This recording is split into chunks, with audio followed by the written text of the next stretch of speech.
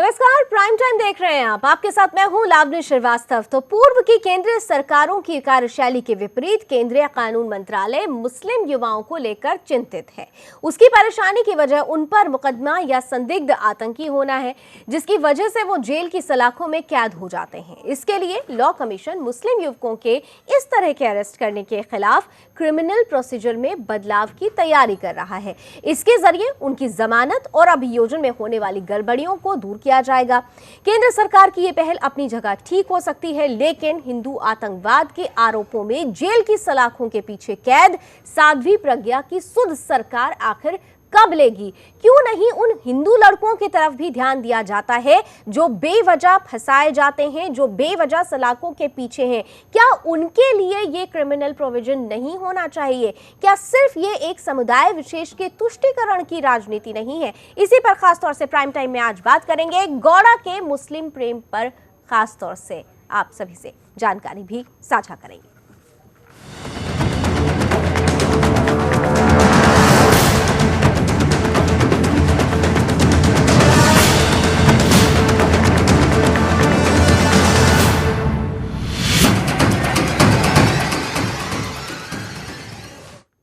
तो आतंक के झूठे आरोपों के आधार पर मुस्लिम युवाओं को गिरफ्तार करना चिंता का विषय है। केंद्रीय कानून एवं न्याय मंत्रालय इसे लेकर कानून में संशोधन पर विचार भी कर रहा है। अब ऐसे में सवाल तो यही जहन में आएगा कि क्या किसी खास संप्रदाय का कानून के सहारे ये तुष्टीकरण करना जायज है? To the judiciary. If you compare the performance of Indian judges with those in other countries, we are heads and shoulders above them. American Supreme Court decides 81 cases per year. तब कानून मंत्री डीवी सदानंद गौड़ा ने कहा था कि CJI की demand की पुष्टि के लिए किसी तरह का वैज्ञानिक आंकड़ा नहीं है, जबकि सच तो ये है कि देश की अदालतों में लगभग 2 करोड़ केस लंबित हैं और न्यायपालिका में जजों की भारी कमी है। देश के कानून मंत्री गौड़ा साहब इससे भले ही चिंतित न हो, लेकिन मुस्लिम युवाओं को आतंकवाद के झूठे मामलों में फंसाने की बात से परेशान जरूर हैं। गौड़ा साहब ने अपनी जुबान से इसे अलीगढ़ में जाहिर भी कर दिया। पूरे देश को मुस्लिम युवाओं का दुख बता डाला, खासकर उन मुस्लिम युवाओं का दुख जिन पर आतंक का झूठा केस लगा दिया जाता है और बाद में सबूत न होने की वजह से रिहा कर दिया जाता है। कानून मंत्री सदानंद गौड़ा ने अपने ये विचार मोदी सरकार की 2 साल की उपलब्धियों को बताने के लिए मनाए जा रहे विकास पर्व के दौरान जाहिर किए। कानून मंत्री ने कहा कि झूठे आरोपों की जद में आने वाले समुदाय विशेष के लोगों को बचाने के लिए कानूनी संशोधनों पर विचार करने के साथ ही इसमें बदलाव पर विचार किया जा रहा है। गौड़ा ने कहा कि लॉ कमीशन मुस्लिम युवकों के इस तरह अरेस्ट करने को लेकर क्रिमिनल प्रोसीजर में बदलाव की तैयारी कर रहा है। इसके तहत बेल और प्रोसिक्यूशन में होने वाली गड़बड़ियों को दूर किया जाएगा। इस रिपोर्ट को तैयार करने का काम सुप्रीम कोर्ट के जज के नेतृत्व में किया जा रहा है। रिपोर्ट तैयार करने में कई कानूनविदों की मदद भी ली जाएगी। गौड़ा के इस बयान के एक हफ्ते पहले केंद्रीय गृह मंत्री राजनाथ सिंह ने भी कहा था कि सरकार आतंकी घटनाओं की जांच के दौरान पुलिस के हाथों सभी संदिग्धों पर आरोप लगाने के बजाय अधिक संवेदनशील तरीके अपनाए जाने के पक्ष में है। यह बात सही है कि आतंक के झूठे आरोपों से किसी की भी जिंदगी बर्बाद हो सकती है। सबूतों के बिना गिरफ्तारी कर किसी को जेल भेजना उचित नहीं है। ऐसे मामलों में कानूनी सुधार की जरूरत है। हाल ही में इसके 2 उदाहरण निसारुद्दीन अहमद और मोहम्मद आमिर के रूप में सामने आ चुके हैं। ऐसे में एक बड़ा सवाल यह भी है कि साध्वी प्रज्ञा के खिलाफ बड़ी साजिशों की बातें सामने आने के बाद भी सरकार क्या करेगी, क्योंकि आतंक का कोई धर्म नहीं होता। सुदर्शन न्यूज के लिए ब्यूरो रिपोर्ट के साथ कुमार मयंक।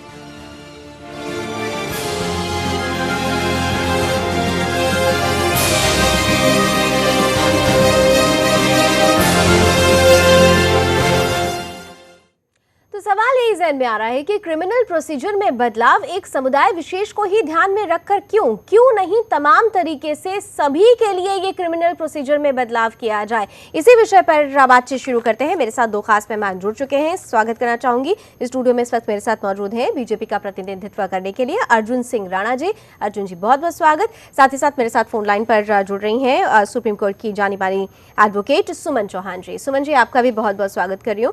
मैं शुरुआत अर्जुन जी से करना चाहूंगी। अर्जुन जी, आखिर अभी तक हम योजनाओं में तो तुष्टीकरण समझ में आता था, सुनते भी थे, एक पॉलिटिकल टूल के तौर पर इसे इस्तेमाल किया जाता था, लेकिन ये कानून के अंदर भी अब ऐसा तुष्टीकरण, ये जो बात कही जा रही है, आप इससे इत्तेफाक रखते हैं? क्या वाकई एक समुदाय विशेष को ध्यान में रखकर क्रिमिनल प्रोसीजर में बदलाव की जरूरत है? देखिए मैडम, आतंकवादी तो किसी भी धर्म का है हो, आतंकवादी आतंकवादी है, उसको सजा मिलनी चाहिए। और उनका बोलने का मतलब ये था कि साध्वी प्रज्ञा जैसा ना हो किसी के साथ, वो किसी भी समुदाय का हो उसके साथ ऐसा नहीं होना चाहिए। और बाकी तो देश जानता है ये सब काम किन लोगों के हैं और कैसे हैं, उनको सज़ा बराबर मिलनी चाहिए। सज़ा मिलेगी तो ही देश में सुधार होगा, नहीं तो उनके तो हौसले बुलंद हो जाएंगे। नहीं, दरअसल कानून मंत्री ये कहना चाह रहे हैं कि अक्सर ऐसे केसेस में होता है कि मुस्लिम समुदाय के लोगों को लोग फंस जाते हैं, सलाखों के पीछे चले जाते हैं, और पूरी हियरिंग के बाद जब वो छूटते हैं पता चलता है कि उनके ऊपर वो केस था ही नहीं। इस तरीके की चीज़ें वो समुदाय विशेष के तौर पर इस प्रोसीजर में बदलाव की बात करें। मैं सीधे सीधे सिर्फ आपसे समझना चाहती हूँ कि सिर्फ समुदाय विशेष पर ही ये चीज़ आकर क्यों टिक गई? साध्वी प्रज्ञा का जिक्र करना यहाँ पर इसलिए ज़रूरी है कि उन्हें बिना मतलब आरोप में फंसाया गया, एविडेंस भी किस हर तरीके से कहते रहे कि साध्वी प्रज्ञा को फंसाया जा रहा है, उनको भगवा आतंकवाद, हिंदू आतंकवादी जैसा नाम भी दे दिया गया। ये तमाम चीज़ें सिर्फ अगर साध्वी प्रज्ञा के लिए हो रही थी, तो जो एक क्रिमिनल प्रोसीजर में हम बदलाव की बात कर रहे हैं, हमें खाली मुस्लिम समुदाय के लिए इस चीज को नहीं रखना होगा, हमें तमाम तरीके से संपूर्ण समुदाय को लेकर इस चीज को ध्यान में रखना होगा। मैं सिर्फ ये समझना चाहती हूँ आपसे। देखिए, ये सभी समुदाय के लिए है, और ये बिल्कुल ये बात आपकी ठीक है कि ये काम उस टाइम भी हो सकता था। पर चलो, जैसा भी है, इसमें मुस्लिम समुदाय नहीं, किसी भी समुदाय का कोई भी व्यक्ति हो, वो गलत नहीं फंसना चाहिए। अगर उसने करा है तो वो उसको सज़ा जरूर मिलनी चाहिए, चाहे वो किसी भी समुदाय का हो, हिंदू हो, मुस्लिम हो। भारत में रहने वाले हर व्यक्ति को ये हक है, और हर व्यक्ति को ये कानून पालन करने का भी हक है, और हर व्यक्ति को सज़ा भी मिलनी चाहिए अगर गलती करता है तो। चलिए एक छोटा सा ब्रेक का वक्त हो रहा है। अब अर्जुन राणा जी कह रहे हैं कि हर किसी को, जो भी आरोपी है, उसे जेल की सलाखों के पीछे जाना चाहिए, लेकिन हम बस यही समझने की कोशिश कर रहे हैं कि आरोपी या आतंकवाद का कोई धर्म नहीं होता। तो फिर ऐसे में कानूनी प्रोविजन जो बदलने की बात हो रही है, कानून में जिस संशोधन की बात हो रही है, वो सिर्फ एक समुदाय विशेष को ध्यान में रखकर क्यों कही जा रही है? सुमन चौहान जी भी हमारे साथ बनी हुई हैं। सुमन जी, ब्रेक लेने का वक्त हो रहा है। एक छोटे से ब्रेक के बाद लौटूंगी तो मैं सीधा सवाल आपके पास ही लेकर आऊँगी। इस छोटे सा ब्रेक ले लेते हैं।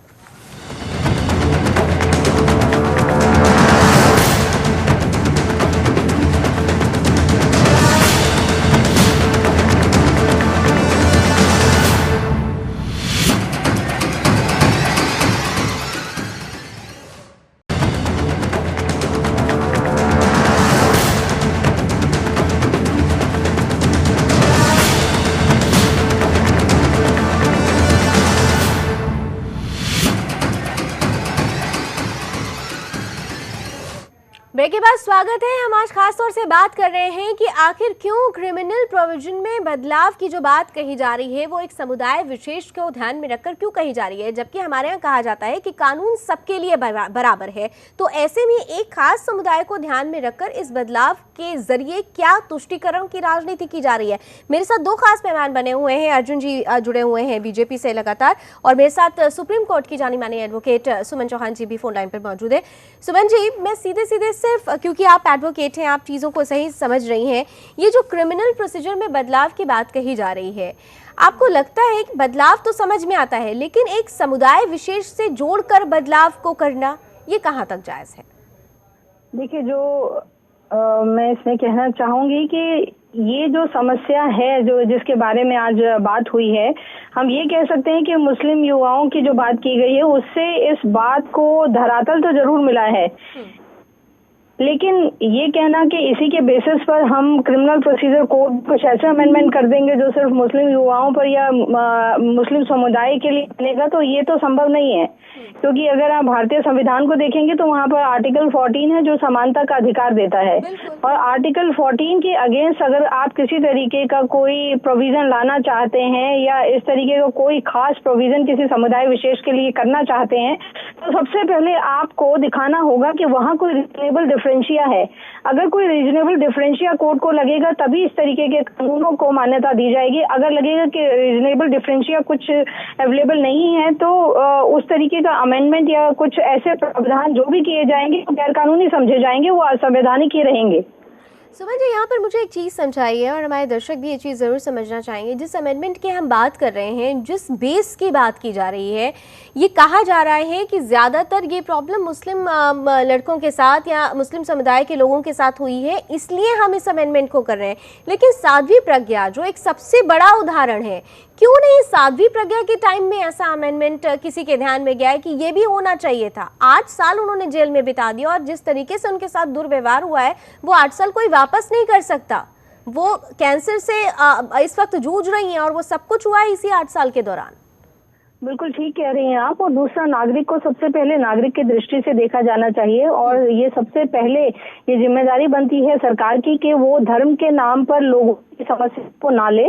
और एक नागरिक की दृष्टि से देखा जाए तो जिसके साथ भी इस तरीके का व्यवहार हो रहा है, चाहे वह हिंदू है या मुस्लिम है, तो वो उसी दृष्टि से देखा जाना चाहिए। ये कहना या इस तरीके की ब्लैंक स्टेटमेंट देना कि क्योंकि मुस्लिम युवाओं के साथ ऐसा हो रहा है, वो मैं भी मानूंगी कि कहीं ना कहीं तुष्टीकरण की नीति के ही अनुरूप कार्य किया जा रहा है। अन्यथा ऐसी बहुत कई बार ऐसा होता है, आप अगर अखबारों में देखेंगे तो पाएंगे कि 60% से ज्यादा केसेस में एक्विटल हो जाता है। एक्विटल का यही रहता है कि उसके खिलाफ जो वो अपराध है वो साबित नहीं हुआ, और अपराध साबित ना हो बहुत से कारण होते हैं। कारण सिर्फ सुमन जी, एक चीज और बहुत खास आपसे समझना चाहूंगी। कानून बनाना और कानून में बदलाव करना ये सरकार करती है, लेकिन अगर उस कानून में जो बदलाव किया जा रहा है या नया कानून लाया जा रहा है, अगर वो सही दिशा में नहीं जा रहा है, वो सिर्फ और सिर्फ एक खास राजनीति के तहत किया जा रहा है, तो क्या हमारी न्यायपालिका को ये अधिकार है कि उसके अगेंस्ट एक क्वेश्चन खड़ा कर सके? क्या ऐसा प्रावधान है हमारे कानून में? जी बिल्कुल ऐसा प्रावधान है। अगर कोई भी ऐसा अमेंडमेंट हमें लगता है जो भारतीय संविधान की मूल अवधारणा के अगेंस्ट है, तो उसको बिल्कुल चैलेंज किया जा सकता है। और हाई कोर्ट और सुप्रीम कोर्ट को ये अधिकार दिया गया है कि वे बने गए किसी भी प्रावधान को पहले देखें कि वह भारतीय संविधान की आत्मा के अनुरूप है या नहीं है। अगर वो उसके अनुरूप नहीं है तो वो उसे बिल्कुल टर्न डाउन कर सकते हैं। जैसे केशवानंद भारती केस में आप सबने पढ़ा ही होगा, देखा होगा कि एक बेसिक स्ट्रक्चर की थ्योरी दी गई है। अगर कोई भी कानून भारतीय संविधान के बेसिक स्ट्रक्चर के खिलाफ है तो उसको टर्न डाउन किया जा सकता है। आर्टिकल 14 जो समानता का अधिकार देता है वो भारतीय संविधान में बेसिक स्ट्रक्चर। अर्जुन जी, कानून और हमारा संविधान सबको समानता का अधिकार देता है। आपकी सरकार ने जिस तरीके का ये एक निर्णय लेने की बात की है, ऐसे में कहीं ऐसा तो नहीं है कि यूपी इलेक्शंस को कहीं ध्यान में रखा जा रहा है और एक ट्रम्प कार्ड खेलने की कोशिश की जा रही है? नहीं, ऐसा नहीं है। यह है कि इनका कहना भी ठीक है कि भाई कानून में बदलाव, देखो इनकी आवश्यकता समझ रहे होंगे, बदलाव ये साध्वी प्रज्ञा के टाइम भी होना चाहिए था, मगर ऐसा नहीं है। इलेक्शन की कोई विषय नहीं है। जो निर्दोष है वो फंसना चाहिए, जो निर्दोष नहीं है वो नहीं फंसना चाहिए। चलिए, मैं आपकी सीमा समझ सकती हूँ और मैं समझ सकती हूँ कि इस विषय पर खुलकर बोलना शायद मुश्किलों भरा हो, कांटों भरा हो, लेकिन इतना ज़रूर है कि अभी तक हमने जितनी भी बातें की हैं योजनाओं को लेकर, तो तमाम सरकारों ने तुष्टीकरण की नीति अपनाई, लेकिन कानून में अगर इस तरीके से तुष्टीकरण की राजनीति आने लगेगी तो वाकई हम आगे आने वाले वक्त में ये कह नहीं पाएंगे कि कानून सभी के लिए समान है। गंभीर विषय है, सोचना होगा। बहुत बहुत शुक्रिया आप दोनों मेहमानों का हमारे साथ जुड़ने के लिए। बहरहाल इस बुलेटिन में अभी बस इतना ही। देश दुनिया की तमाम खबरों के लिए आप जुड़े रहिए सुदर्शन न्यूज़ के साथ। जय हिंद।